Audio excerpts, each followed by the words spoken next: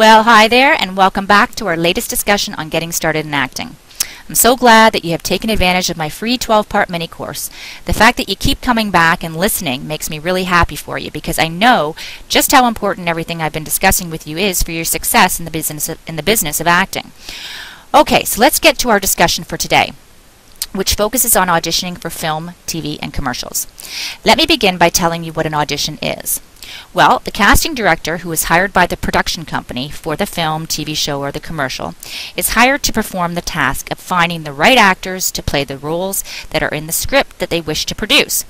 Now, the casting director therefore has to get the word out that they are looking for actors, and they do this by putting out what we call a breakdown. Now, the breakdown explains what the project is, what the rules are, and how they would like to receive submissions. Now, submissions are basically an actor's headshot and a resume. All right. The casting director may decide to look for actors by posting the breakdown in the paper or on posting boards at acting schools, but usually they use websites. Some set up just for agents and some set up for actors without an agent. One way or another, they get the word out. Now, either you, if you don't have an agent, or your agent alone, will read through the breakdown, and if there is a role there that is suitable for you, then the websites are usually set up electronically in a way that allows you to send your headshot and resume directly to the casting director. Now, once they have received an actor's headshot and resume, they will decide if they agree that the actor is suitable to audition.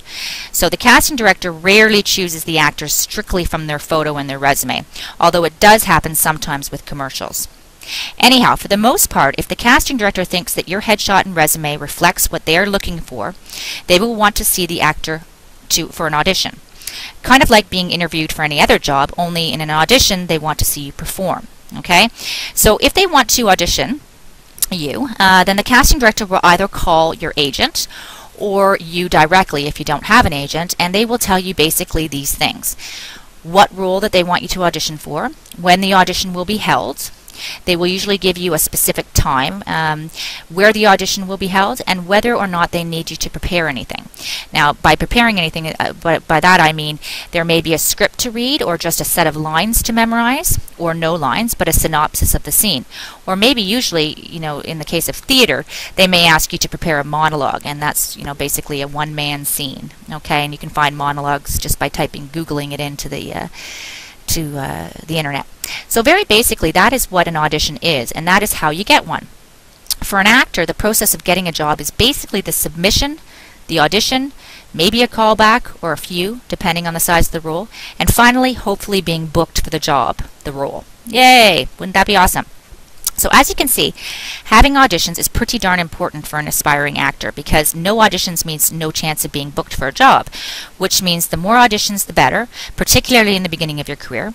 Each audition is an important opportunity, not just for a job, but also the experience and the confidence that you gain each and every time that you audition. Because as I talked about in my last segment of the mini course, you definitely won't get every role that you audition for. So as long as you are prepared and you do a good job at your audition, you shouldn't take it personally if you don't get the role. There are many different intervening factors that the casting directors and producers consider when they're choosing an actor for a specific role. You could have really impressed them with your performance, but they decide to choose another actor because they feel they are physically better suited, for example. And that's just one example. It could be many different things that made them decide to go with another actor. Okay, so the bottom line here is that the audition is the gateway to getting to the job and the role. Okay, and every audition should be considered another opportunity and another experience. So guys, now you know what an audition is and how you get one. The process, shall we say. But this is a good time for me to point out that in my mini course, I give you a basic understanding, an overall overview, really.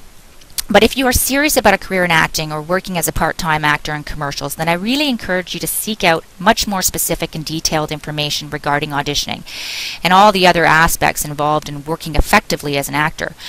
On my website at thetruthaboutacting.com, you will find my full training course, and that offers fully detailed information on every topic that you will need to get started and work towards a successful part-time or full-time career in acting.